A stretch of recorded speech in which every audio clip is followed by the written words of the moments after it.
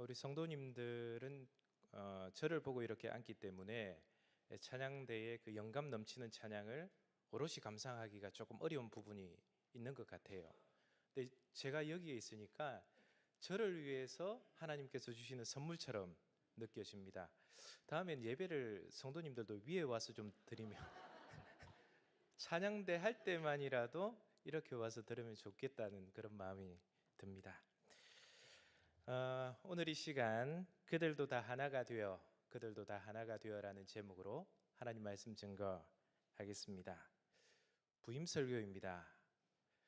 청빙 설교보다 조금 더 떨립니다. 지금 상반신은 잘 모르겠지만 지금 다리는 좀 떨고 있습니다. 조금 흔들려도 이해해 주시기를 바랍니다. 지난달 28일 포항에서 김천으로 이사 와서 3월 1일 주일에 여러분들 앞에서 부임 인사를 드렸습니다.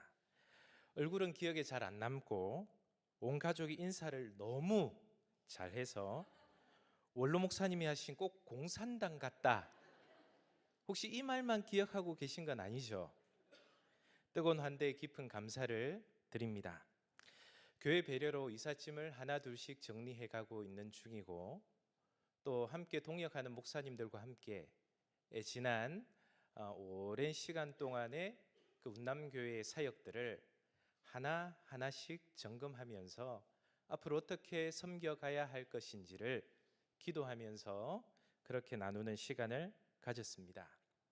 좋은 교회에서 좋은 원로 목사님, 좋은 장로님들과 교역자들, 좋은 교우님들과 함께 신앙생활 할 수 있게 된 것을 너무너무 기쁘게 생각합니다. 하나님께서 나에게 이렇게 귀한 선물을 허락해 주시는가. 지난 한 주간 동안 가슴 벅차서 심장이 두근두근 거리면서 그렇게 지냈던 감사한 시간이 있었습니다. 얼마 전에 예기치 못했던 그런 감동도 있었는데요.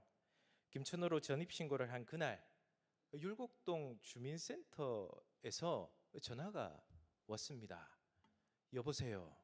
누구십니까? 율곡동 주민센터인데요. 어쩐 일로 전화하셨습니까? 라고 하니까 목사님, 김천으로 이사하신 것을 진심으로 축하드립니다. 이렇게 인사하는 거예요. 주민센터입니다. 공공기관입니다. 그런데 목사님이라고 해요. 아, 네, 감사합니다. 라고 내심 말을 꺼냈지만 많이 놀랐습니다. 주민센터입니다. 여러분 놀라지 않으시네요. 정말 놀랐습니다. 그래서 제가 물어봤어요. 아니, 어떻게 일면식도 없는 주민센터 공무원이 제가 목사인 걸 압니까?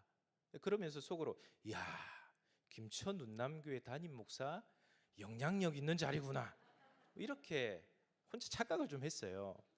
그런데 그분이 하는 말이 목사님, 저 운남교회 청년인데요. 낯선 땅에서 누군가가 나를 알아봐 준다고 하는 사실이 큰 힘이 되더라고요. 여러분, 우리 운남교회가 그런 환대가 넘치는 따뜻한 공간이 되기를 원합니다. 모르는 사람이 오면 더 반갑게 맞아줄 수 있는 그런 교회가 좋은 교회 아니겠습니까? 여러분, 저는 여러분들 다 몰라요. 다 반갑습니다. 제가 여러분들의 이름을 부르지 못한다 하더라도 당분간 저는 누구입니다라고 얘기를 10번만 해주십시오. 한 번 가지고는 부족합니다. 우리 교회가 1, 20명 있는 교회가 아니기 때문에 한 10번 정도 얘기해 주시면 제가 기억하고 여러분들의 이름을 불러가며 기도해 드릴 수 있을 겁니다. 또한 부임 신방에 가급적이면 장로님 가정, 안수 집사님 가정, 권사님 가정은 필히 다 부임 신방을 받으시고, 그리고 성도님들이라도 목사님 힘드시겠지. 아니요, 이게 제 일인데요. 제가 여러분들 모르면 어떻게 기도합니까? 어떻게 목회합니까? 지금 여러분들을 알 수 있는 방법은 신방밖에 없습니다. 제발 좀 도와주세요. 아셨죠? 여러분들이 도와주셨으면 좋겠습니다. 사택으로 이사한 날 장로님 몇 분과 권사님들이 와서 극진히 환대해 주셨습니다. 어느 권사님은 저녁 때거리를 걱정하셔서 찰밥을 반찬을 준비해 주셨습니다. 권사회에서는 이웃들과 좋은 관계를 맺고 지내라고 떡을 준비해 주셨습니다. 이걸 전하고 또 이사 온 목사라고 인사를 드렸지요. 이렇게 큰 사랑을 받아도 되나 할 정도로 감사한 일이 많았던 한 주간입니다. 모든 분들께 다시 한번 감사를 드립니다. 부임 설교기 때문에 이 감사 인사가 좀 길어진 점 양해해 주시기를 바랍니다.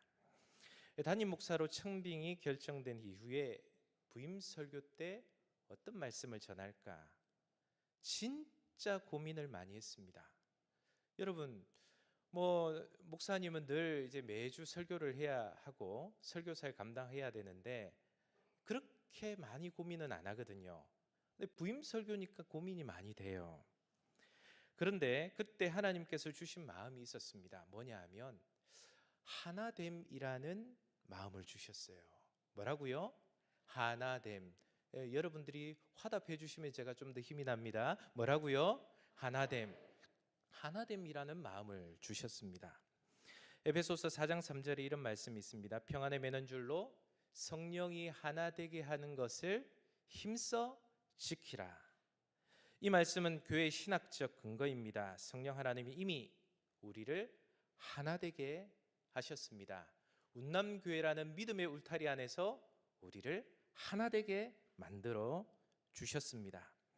평안한 매는 줄로 힘써 하나됨을 지켜나가는 것이 교회의 사명인 줄 믿으시길 바랍니다.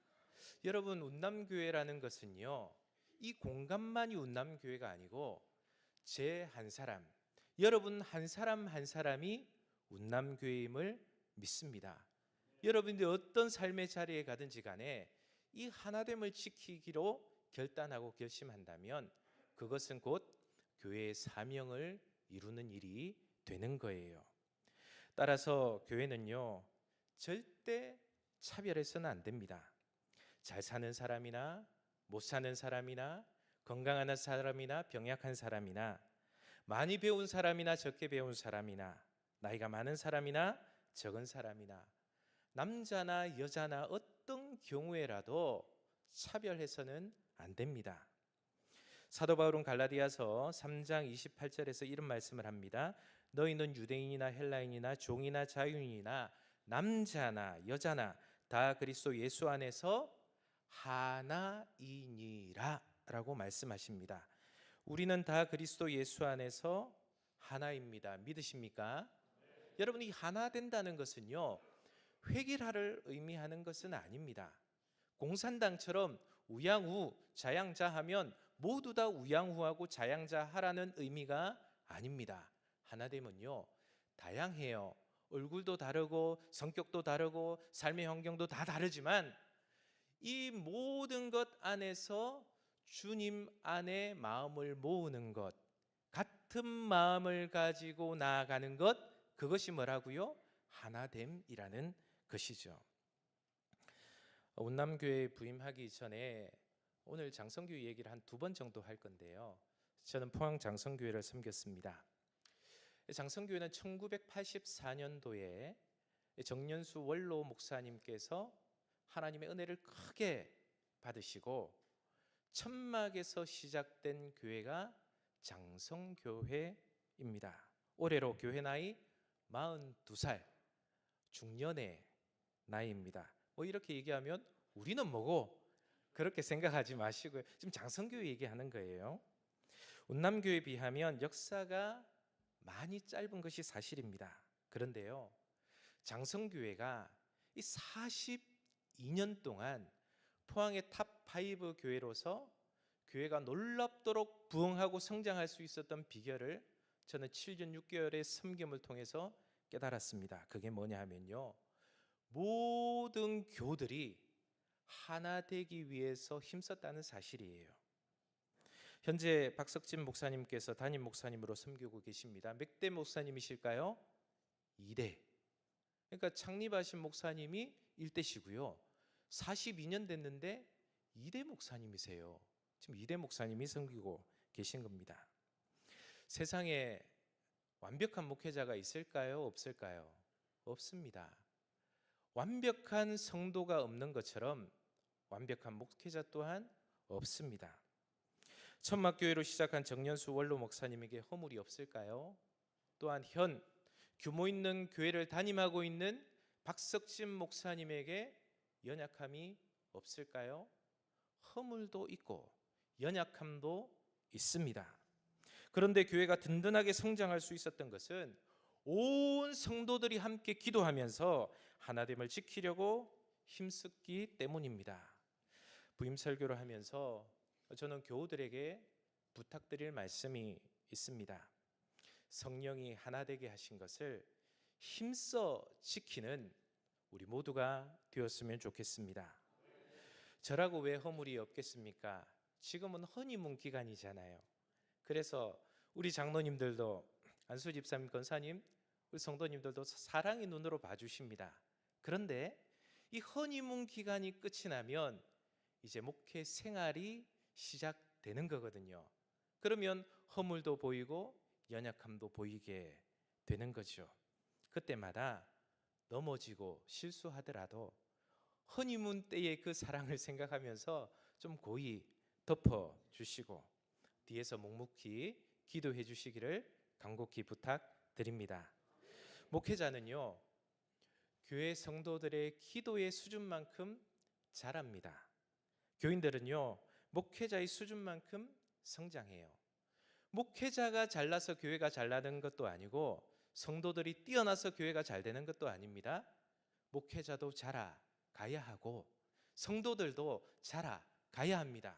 함께 자라고 성장해야만 교회가 부흥하고 성장하게 되는 줄 믿습니다. 더불어 영적으로 함께 성숙해야만 하는 것이죠. 여러분, 운남교회가 저는 중심이라고 생각합니다. 아마 방송을 타면 많은 목사님들과 또 저를 아는 교우들이 보게 될 텐데 저는 운남교회가 중심이라고 생각해요. 제가 지도를 놓고 봤습니다. 한반도 지도에서 김천이 딱 중간에 있습니다. 이스라엘 역사를 보면 이스라엘 지도 혹시 아십니까? 그 지도를 보면 구약시대의 지도에 세겜이라는 곳이 딱 중앙이거든요. 북쪽으로는 브엘세바, 남쪽으로는 단이라는 곳이 최북단 최남단이고 그 중간에 세겜이라는 지역이 있습니다. 그 세겜이라는 포지션이 우리 김천이라는 곳이더라고요. 여러분, 김천에 가장 중심되는 곳이 어디입니까? 혁신도시. 저는 공감을 안 하시네요. 저만 하겠습니다. 혁신도시가 저는 중심이라고 생각합니다. 이 혁신도시의 중심은 어디입니까? 예. 혁신중앙교회요? 운남교회잖아요. 그러면 대한민국 교회의 중심은 어디입니까? 더 크게 얘기해 보십시오. 네, 운남교회입니다. 운남교회. 여러분, 한국교회를 주도할 수 있는 교회가 어디라고요? 운남교회. 빈말하는 게 아닙니다. 저는 우리의 이 영적인 신선도를 통해서 한국교회가 변화될 수 있을 것이라 굳게 믿습니다. 그런 교회, 건강한 교회, 위대한 교회로 쓰임받는 우리 운남교회가 되기를 바랍니다. 함께 읽은 본문이 속해 있는 요한복음 17장은 예수님의 기도입니다. 16세기 키트라우스라는 신학자는 이 기도를 대제사장적 기도라고 불렀습니다. 그런데요, 현대 신학자들은 이 기도를 대제사장적 기도라고 부르기도 하지만 고별 기도라는 것을 더 즐겨 부르곤 합니다. 그 이유는 분명하죠. 예수님이 제자들과 헤어지면서 마지막으로 제자들을 하나님께 의탁하며 기도한 내용이기 때문입니다. 여러분, 이 요한복음 17장을 보면 다양한 특징들이 나오는데 그 특징들 중에서 딱 두 가지만 살펴보겠습니다. 먼저 이 기도는 주님이 기도하신 내용을 가장 길게 기록하고 있다는 사실입니다. 몇 절입니까? 26절. 여러분 대답하기 전에 제가 먼저 대답했습니다. 소리가 작을 것 같아서 상처받을 것 같아서 미리 제가 얘기 드렸습니다. 성경을 보면 주님은 한적한 곳이나 또한 겟세마네 동산에서 때로는 밤을 새워 기도하신 내용이 나오죠. 성경에 나오는 기도 분량보다는 훨씬 더 많은 시간을 할애해서 우리 예수님은 기도하셨을 거예요. 하지만 기록된 분량만 본다면 요한복음 17장의 기도 내용이 제일 깁니다. 이와 더불어 성부 하나님을 침이 마르도록 아버지라고 부르고 있습니다. 여러분, 예배를 마친 후 집에 가서 이제 예배 다 드렸으니 편하게 쉬자, 물론 쉬기도 하시지만 성경을 한번 꺼내서 요한복음 17장을 천천히 한번 읽어 보십시오. 아버지라는 단어가 몇 번 나오는지 그걸 홈페이지에 올려주시면, 아직 그런 건 없습니다. 어쨌든 개인톡으로 주시면 제가 상시에 답변 드리도록 하겠습니다. 수십 번이 나와요. 수십 번이. 한두 번이 아닙니다. 예수님께서 성부 하나님을 아버지, 아버지, 아버지, 계속 아버지라고 부르고 있는 거예요. 아버지를 입에 달고 기도하신 것입니다. 그만큼 예수님께서 하나님과 친밀한 교제를 누리셨음을 우리는 요한복음 17장을 통해서 알게 되는 것이죠. 이런 내용을 염두에 두고 오늘 말씀을 보십시오. 20절은 이렇게 시작됩니다. 내가 비옵는 것은, 지금 예수님은 누구를 향해 기도하고 있습니까? 1차적으로는요, 제자들을 향하여 기도하고 있습니다. 그런데 그게 다가 아닙니다. 제자들 이외에도 기도의 범위를 확장해서 기도하고 있는데, 제자들에게 복음을 듣고 주 예수를 구주로 영접한 모든 사람들을 향하여 주님은 기도하고 계십니다. 20절 우리 성경을 찾아서 한번 읽어볼까요? 시작.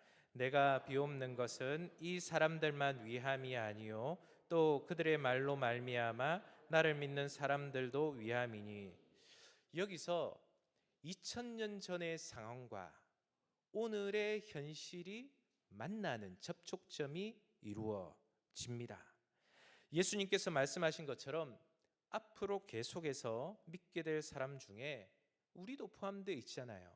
우리도 지금 믿고 있지 않습니까? 그렇다면 본문에서 기도의 주된 내용은 무엇일까요? 기도의 주된 내용은요, 하나 되게 하소서입니다. 예수님은 각 구절에 한 번씩 3번이나 반복해서 이 기도를 하고 계시죠. 21절에 보면 그들도 다 하나가 되어 우리 안에 있게 하사, 22절은 우리가 하나가 된 것 같이 그들도 하나가 되게 하려 함이니이다. 마지막으로 23절에도 그들로 온전함을 이루어 하나가 되게 하려 함은, 요약하면 뭐라고요? 하나 되게 하소서라는 말입니다. 여러분께서 만약에 예수님의 상황이라면 어떤 기도 드리셨을 것 같습니까? 지금 예수님은 그 십자가를 지셔야 하는 상황입니다. 절박하고 긴박하고 두렵고 염려가 많은 그런 시간에 예수님이 뭐라고 기도하고 계십니까? 하나 되게 해달라고, 그렇게 기도하고 계시는 거예요. 예수님은 앞에서도 이미 같은 내용으로 기도하셨습니다. 11절을 보니까 이런 말씀이 나와요. 성경을 보시면서 따라오시면 됩니다. 우리와 같이 그들도 하나가 되게 하옵소서. 분명하게 기도하죠. 요한복음 17장에는 하나가 되게 해달라는 기도가 그러면 총 몇 번 나오는 거예요? 4번. 4번이나 하나가 되게 해달라고 기도하고 있는 겁니다. 이 기도가 얼마나 절박했고 얼마나 중요한 기도인지를 우리는 분량을 통해서 알게 되는 것입니다. 하필이면 왜 예수님께서 십자가를 앞두고 이런 절박한 기도를 하셨을까요? 당시 시대적, 종교적 상황을 조금 살펴볼 필요가 있는데요. 유대 사회가 이미 로마에 귀속된 그런 상황이었습니다. 정치적으로 하나가 될 수 있었겠습니까? 아니요, 없었습니다. 이미 바리새파, 사두개파 등 많은 힘의 알력들이 존재하고 있는 그런 시대였습니다. 뿐만 아니라 종교도 분파주의로 갈기갈기 찢겨져 버린 분열된 상황이 바로 예수님께서 말씀하신 이 상황입니다. 초대교회에서 이단과 사이비가 얼마나 많았던지 여러분들 아시죠? 갖가지 핍박과 박해로 하나 되지 못한 이들을 향해 예수님은 간절히 기도하고 있는 거예요. 이것이 예수님의 기도입니다. 여러분, 저는 예수님의 기도를 묵상하면서 이런 마음이 들었습니다. 왜 예수님께서 제자들을 향하여 또한 차후 세대의 믿음의 사람들을 위하여 성공하게 해달라고 기도하지 않고 하나 되게 해달라고 기도하셨을까라는 생각을 해 보았습니다. 여러분, 기독교는요, 삼일체 하나님을 믿는 종교입니다. 삼일체 하나님은 사랑과 연합을 통하여 하나 되신 분이십니다. 하나님 안에는요, 우열이 없습니다. 경쟁이 없습니다. 더더욱 분열은 없습니다. 온전한 사랑 안에서 완전한 연합을 이루신 분이 우리가 믿고 고백하는 하나님이십니다. 여러분, 교회는 조직이 아닙니다. 교회는 삼일체 하나님의 관계 안으로 초대받은 공동체입니다. 여러분, 이제 우리 자신을 돌아보면 좋겠습니다. 우리는 같은 공간 안에서 일부 예배를 드리고 있습니다. 이 공간 안에서 드리는 우리의 예배, 과연 한 마음인가 하는 질문을 던져보면 좋겠습니다.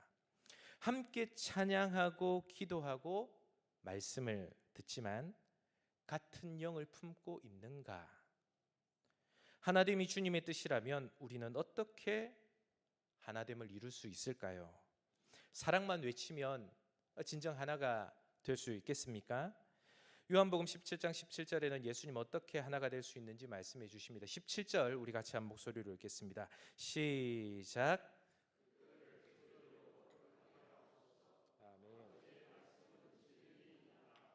아멘.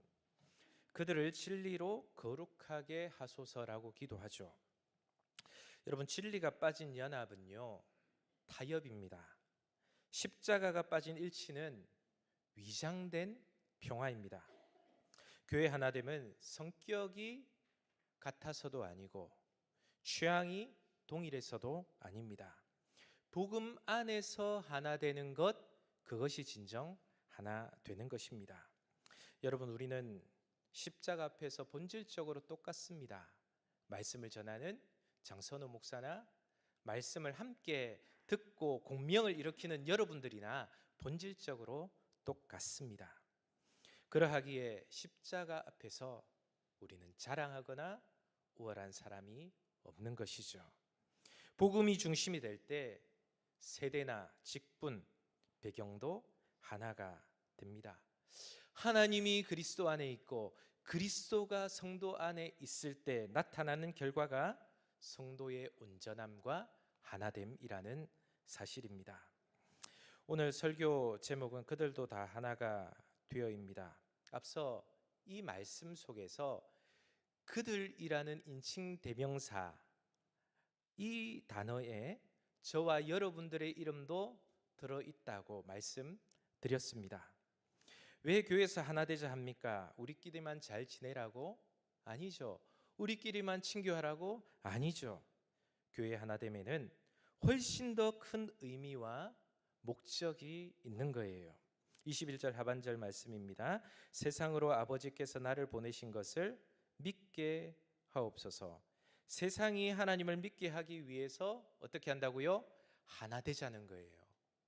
여러분, 우리가 나뉘어지고 분열되고 싸우고 찢고 볶으면 세상 사람들이 뭐라고 얘기하겠습니까? 야, 예수쟁이들 똑같네.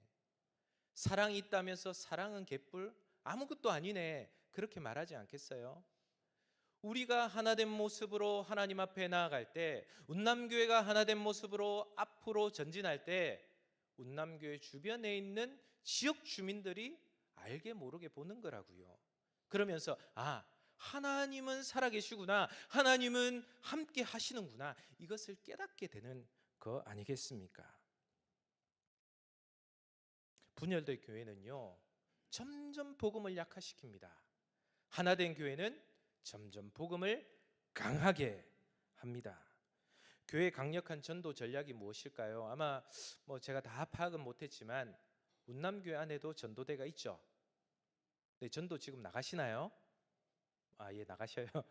전도 나가기 전에 제가 같이 한번 동참하겠습니다만, 어쨌든 가장 위대한 전도 전략이 무엇이겠습니까? 저는 이벤트 아니라고 생각합니다.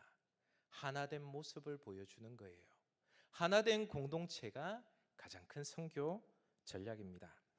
로마서 12장을 보면 바울이 이런 말을 합니다. 우리가 한 몸에 많은 지체를 가졌으나 모든 지체가 같은 기능을 가진 것이 아니니 이와 같이 우리 많은 사람이 그리스도 안에서 한 몸이 되어 서로 지체가 되었느니라.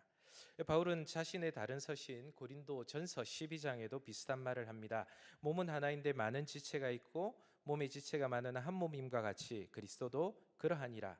우리가 유대인이나 헬라인이나 종이나 자유인이나 다 한 성령으로 세례를 받아 한 몸이 되었고 또 다 한 성령을 마시게 하셨느니라. 아멘.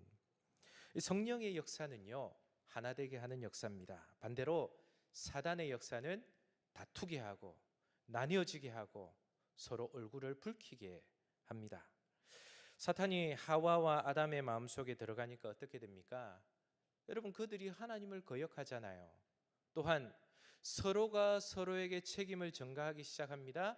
너 때문에 그래라고 말하는 거죠. 마음이 갈라지고 결국 부부 싸움이 시작되는 겁니다. 빌립보 교회에는 두 여성 지도자가 있었습니다. 유오디아와 순두계라는 지도자입니다. 바울은 그들에게 이렇게 권면합니다.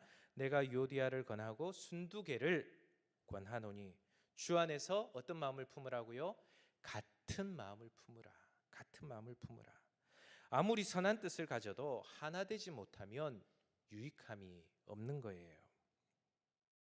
같은 마음을 품지 못하면 하나님의 책망을 듣습니다. 여러분, 우리가 하나 되어야 할 이유가 여기에 있는 거죠. 혹시 우리 안에도 벽이 없습니까? 오래 다닌 사람과 새로 온 사람, 장년과 청년, 직분자와 평신도, 겉으로는 함께 예배하지만 혹여나 마음으로는 사회적 거리두기를 하고 있지는 않습니까? 예수님은 십자가에서 몸이 찢기셨습니다. 왜입니까? 찢어진 우리를 다시 묶으시기 위해서 친히 몸을 찢으신 거예요. 그분의 몸이 찢기셨기에 우리는 하나 될 수 있습니다. 저는 기도하면서 이런 마음이 들었습니다. 우리 운남교회가 이런 교회가 되면 좋겠습니다. 이사 온 가정이 처음 예배에 와서 야, 여기는 좀 달라. 이것을 느끼는 교회. 아이가 예배에 나왔을 때 엄마, 아빠, 나 다음에 이 교회 가고 싶어 라고 말할 수 있는 교회. 청년이 직장 스트레스 또한 진로에 대한 스트레스를 가지고 본당에 와서 눈물 흘리며 울고 있을 때 조용히 다가와서 곁에서 함께 울어줄 수 있는 교회. 그런 교회가 하나 된 교회입니다. 사랑하는 여러분, 말씀을 정리합니다. 저는 완벽한 목사가 아닙니다. 신앙 1세대도 되고 부모님도 이제서야 신앙의 길을 걷고 계신 아주 작은 지리산 산골 오지의 시골 교회 성도님이십니다. 제 스스로도 참 부족한 것이 많다고 느끼고 있습니다. 앞으로 때로는 실수할 일도 많을지도 모릅니다. 그러나 이것 하나만은 부탁드립니다. 제가 잘하느냐 못하느냐 이것을 평가하지 마시고 장선우 목사가 부임한 이후 교회가 하나 되게 하는 일에 힘쓰느냐 이것을 바라봐 주시고 기도해 주실 수 있는 우리 성도님들이 되셨으면 좋겠습니다. 어느 권사님께서 제게 그런 말씀을 하세요. 이제 곧 마칩니다. 목사님, 이제 저희들 말고 다음 세대에 관심을 좀 많이 가져주세요. 그런 말씀을 하세요. 너무 귀한 마음 아닙니까?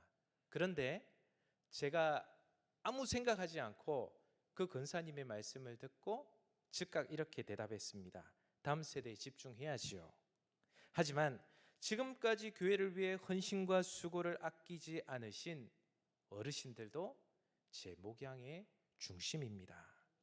그렇습니다. 우리 운남에 속한 모든 권속들이 하나 되길 원합니다. 남편과 아내가 하나 되고 부모와 자녀가 하나 되는 역사가 일어나길 원합니다. 교회 내에서 하나님의 역사를 위해서 뜨겁게 기도할 수 있는 우리 운남교회가 되면 좋겠습니다. 자, 여기에서 단 한 가지, 왜 담임 목사로 부임한 후임 목사가 이런 말을 할까? 혹여나 내가 알지 못하는 운남교회 무슨 문제라도 있는 것 아닌가? 라는 섣부른 생각은 하지 마십시오. 제가 보기에 운남교회는 짧게 한 일주일 정도 있었지만 너무너무 좋은 교회입니다. 더 좋은 교회로 성장하기 위해서 이 부임 설교 시간에 이런 말씀을 드리는 거예요. 여러분, 예방의학이라고 있죠. 예방의학이라고 하는 것은 질병에 노출되기 전에 미리 관리하는 것을 예방의학이라고 합니다. 저는 예방 목회가 중요하다고 생각해요. 교회도 많은 갈등과 문제들이 있을 수 있거든요. 우리가 의로운 공동체가 아니라 죄인들이 모인, 상처받은 사람들이 모인 곳이기 때문에 내가 상처를 주는 주체가 될 수도 있고 상처를 받는 객체가 될 수도 있습니다. 상처를 주고받는 게 교회잖아요. 여러분, 교회는 상처받은 사람들이 모인 곳입니다. 그렇게 이해하면 상처를 누가 주더라도 그래, 뭐 교회가 그렇지, 상처가 많은 곳이 교회지, 이렇게 이해할 수 있죠. 그런데 문제가 불거졌을 때 회복하면 힘들잖아요. 그런 차원에서 예방 목회적 관점에서 제가 말씀드립니다. 저는 우리 운남교회가 앞으로 힘써 하나됨을 지켜나가는 교회가 되기를 원합니다. 어떠한 파도 속에서도 믿음으로 반응하며 거룩한 방파제를 쌓고 하나님의 은혜 안에 날로 부흥하고 성장하는 우리 운남교회가 되기를 간절히 축원합니다.